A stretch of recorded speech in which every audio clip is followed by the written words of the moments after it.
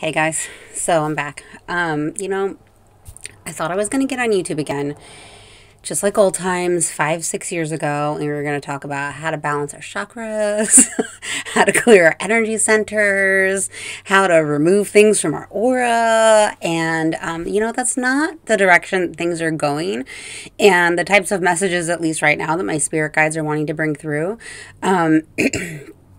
So what we're going to talk about today is entities and false light channels, and basically more about the middle world, like we've been talking about. And I'm going to put a link in the description below for my previous video where I talk about the shamanic worlds and basically give an overview of them. Today we're going to go a little bit deeper in talking about the middle world and where it is and how it is in the different layers of the worlds, because that's necessary kind of for understanding where this false light stuff comes from and false light channels and really how it works.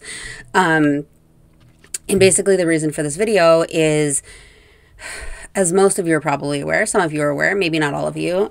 You can ignore I hurt myself today. I fell.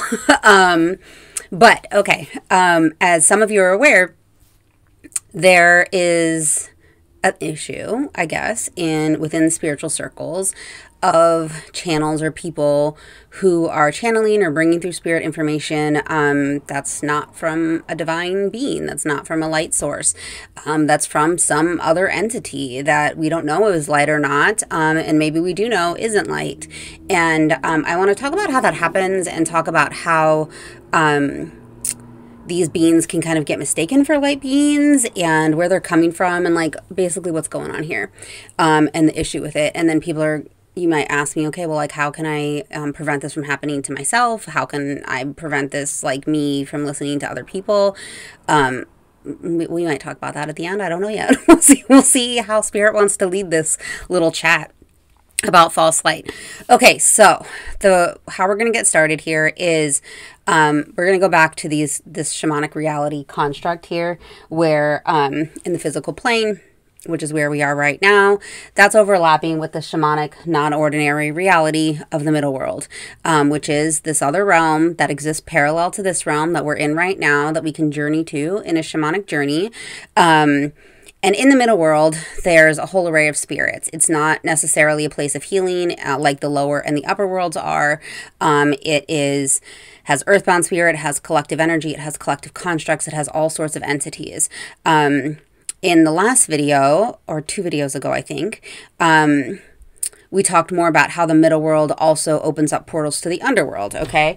So we have our middle world here. It's on the physical plane, and I'll turn around in a second. But what Spirit has shown me is that in the middle world, there's a light here. There we go.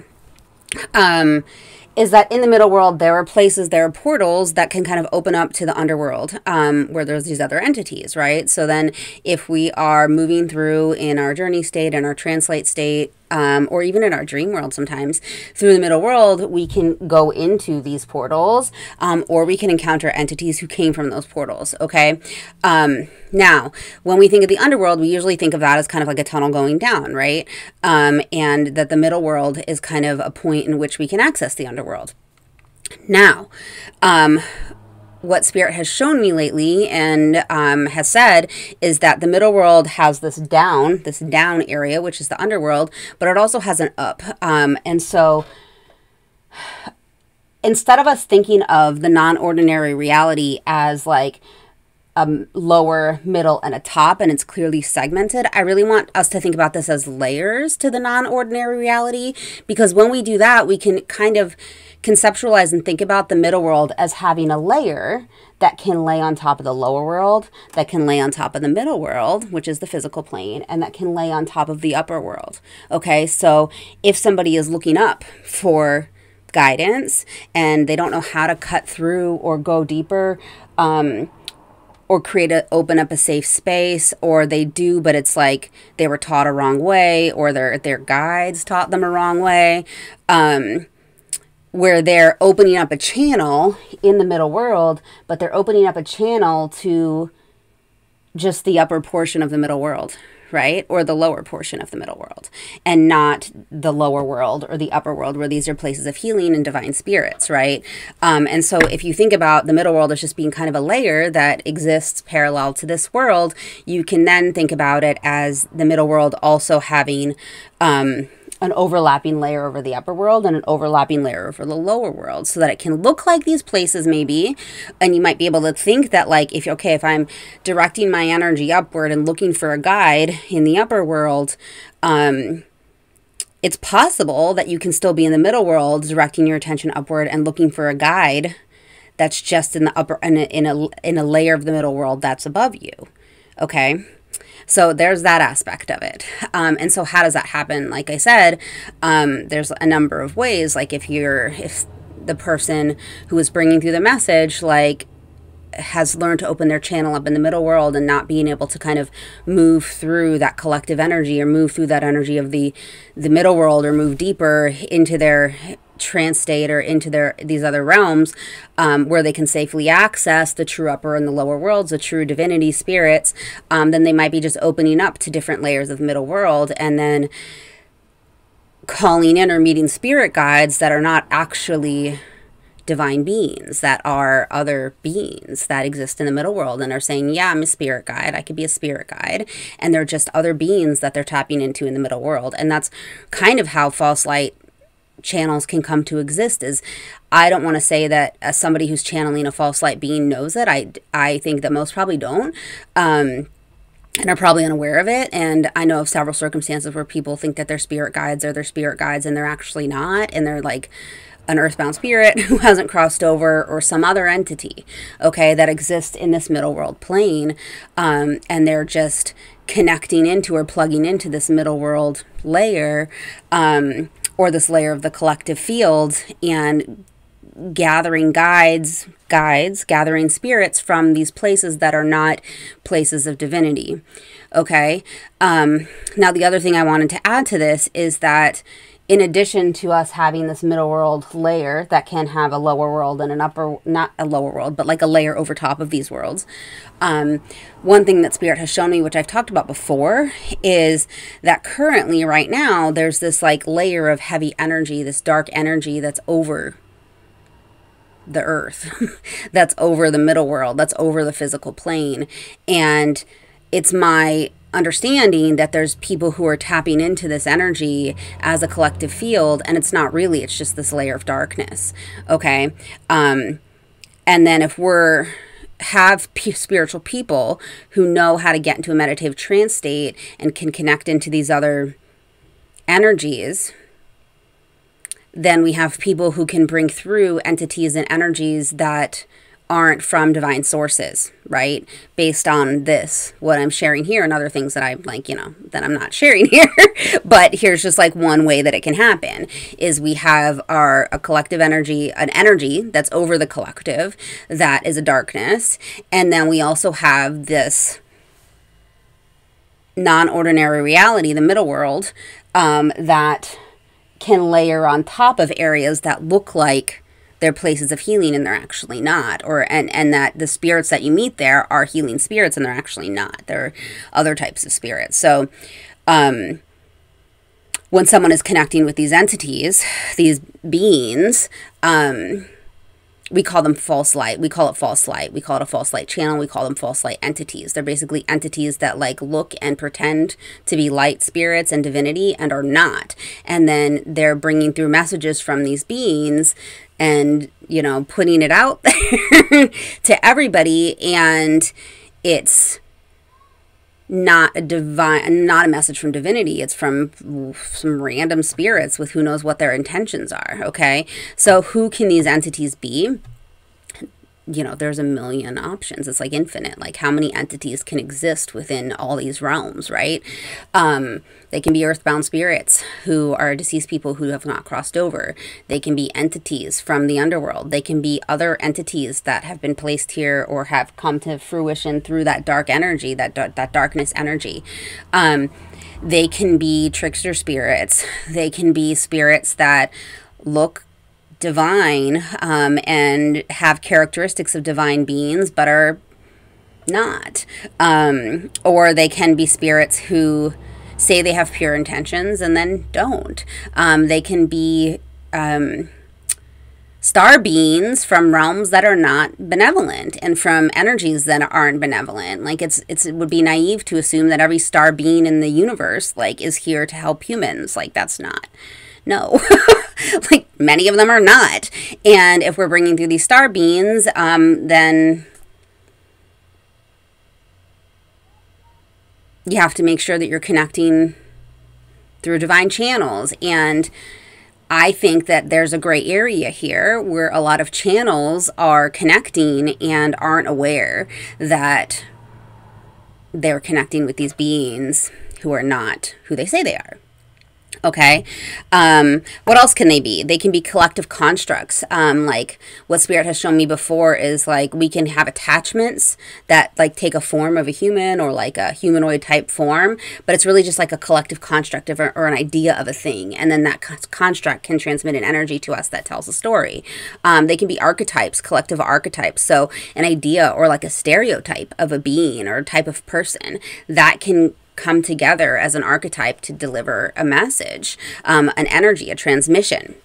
Okay, like I said, dark star beings, earthbounds, other non-benevolent entities or trickster spirits. These spirits can also manipulate tools. So if you have a space where spirits are welcome in and you're not safely opening that space, safely creating like a divine circle, safely creating the space for only divine energies connected to divinity to come in, these beings can also manipulate divination tools. And so that's pretty much how it works. I'm looking at my notes to see what else I wrote here and talking about how to avoid it and how to avoid this happening to you. And a lot of times, like, I'm going to be honest, like, it can take a lot of practice to learn discernment and to learn who is a light being and who is not.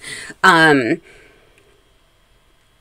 then also, especially when you're listening to other channels and listening to other people who are bringing through messages, like, it takes even more discernment to learn if that message is for you or if that person is bringing through a message from, I don't even know where. It just takes a lot of discernment and a lot of practice. For me personally, what I would recommend is making sure that if you are meeting your own guides, that you're doing so into the lower and upper worlds through a clear guided journey. Later on, like I keep saying this, but when the time is right, I will make more videos that give tutorials on how to do like a proper guided journey to the lower and the upper worlds to get there safely and what that should look like. I have a couple free meditations that I'm going to put below, journeys to meet your power animal in the lower world, that can take you there safely. And I'll put those below. I also have like a whole ebook and meditation thing that I made a couple of years ago for journeying to the upper and lower worlds that I can put below also. But really it's just a lot of practice and a lot of discernment and, a lot of time spent in the meditative space and in the spiritual realms to learn, who to trust and what to trust. And this is a big reason why people, at least within the shamanic circles, say that shamanic journeying and going on these journeys can be dangerous, is because it can be dangerous. Like if you're going into these trance states or even in astral travel states, and you're not protecting yourself, you're not creating a clear channel, you're not creating your safe circle from which you're journeying to and from, then these are all things that can potentially lead to tricksters making their way into your practice.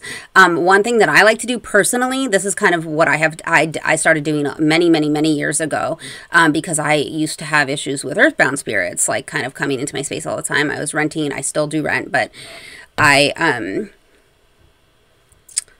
just had a lot of problems with earthbound spirits, which is not uncommon when you first open up with your spirit gifts. It's like you just start kind of attracting them. And so what I started doing to help me with discernment is when I got into my meditative state and I closed my eyes, I would open a circle of light that I surround myself with. And I set the intention that only spirits connected to divinity were allowed to enter that circle. And so if a spirit ever tried to approach me, in meditation or in my practice, and I would say, okay, well, if you're a divine spirit, you can step into the circle. And if they were, then they could. And if they weren't, then they had to stay out. And that, I mean, that requires you to have a little more developed clairvoyance, but it helped me early on to be able to kind of put them, you can either come into the circle or you can't. If you can't come into the circle, then you're not a light spirit. And that kind of helped set a boundary for me. That's just one of the main things that I did early on. That's pretty much it. So be careful out there because there are these things called false light and channels that are channeling false light and spirits that are masquerading as false light and are wanting to bring through messages. Essentially, it's my belief to divert people who are awakening from following a light path and instead going on whatever path darkness wants, right?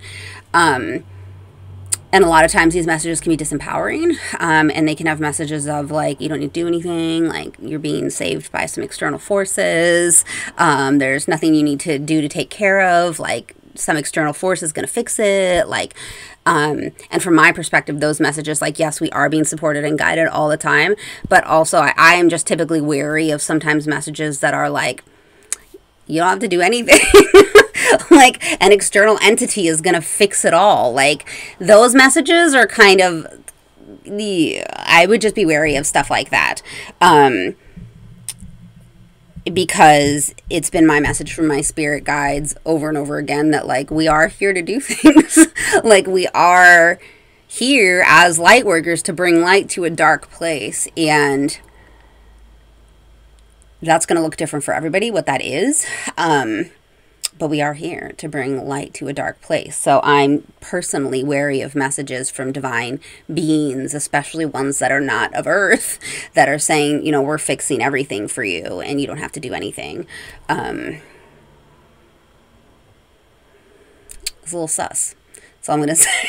It's a little sus. Like, we're going to take care of it all. You don't have to use any amount of, you don't have to bring light here. We're going to do it. And I'm a little suspicious of those things. And I have many theories about it. And one of them, like I said, is that I believe that there's these false light entities that have infiltrated spiritual channels and are having them bring through messages that can send people, well-intentioned people, on a diversion from whatever light wants to whatever darkness wants. So that's all I had to say about that. Enjoy this information until I come back, and I don't know what we're going to talk about next, but I hope that provided some insight, some messages. And I'll put some links below for my last video on the worlds and some journeying videos and whatever else I talked about. I'll put below. All right. Bye, guys.